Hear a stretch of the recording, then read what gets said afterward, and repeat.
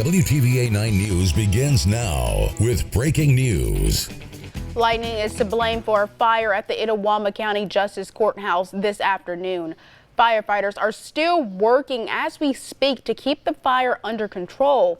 WTVA's Sammy Roebuck is live on the scene with the latest right now. Sammy, as we just said, the firefighters are still working to try to get that fire under control. Is it under control just yet? Yes, so right now you're right, they're still working to get that fire down. It is not completely out, like you said. There is still some flame in the distance. I'll zoom in a second. Right over here, you can see the firefighter working to put those flames out, and I will show you what the fire is looking like right now. It's off in the distance of this building.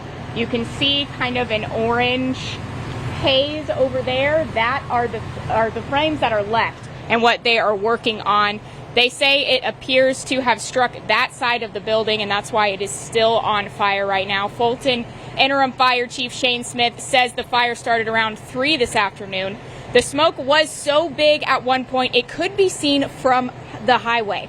Multiple agencies are on the scene working on the fire. They have packed up quite a few of those agencies and sent them back home right now. Fulton Fire is still working on the fire, and they will be working on that through the night. I was told by firefighters that in situations like this, the lighter the smoke, the better, and you can see some of that smoke still here right now, because that means that the fire is cooling down. Interim Fire Chief Smith says the way the building was built caused the biggest issues. A lot of boxes and paper up in there in the attic. It's a double roof building with a shingle roof with a metal roof on top of it, so it's been extremely hard to get in there to the fire. It's a little bit too dangerous to be moving around. It'll probably take another 2 or 3 hours, maybe longer, to make sure that we're happy, but I'm sure it'll be a challenge to keep knocked down.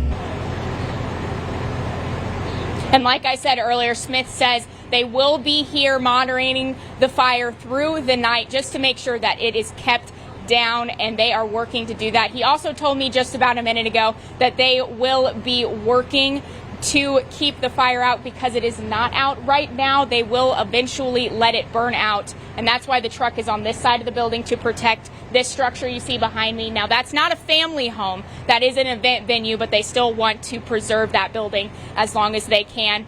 And as you can see, there are some medics here keeping the firefighters safe, and that's because it is still hot outside right now. It is 80 degrees, and it's nighttime. And so these firefighters keep 70 pounds of gear on them when they're inside these buildings outside fighting these fires. So they need all the IV and hydrations that they can get, and the medics are providing that. I'll keep you up to date. As soon as I know more, I'll be back here at 10 o'clock as well with the latest. Live in Fulton, Sammy Roebuck for WTVA 9 News.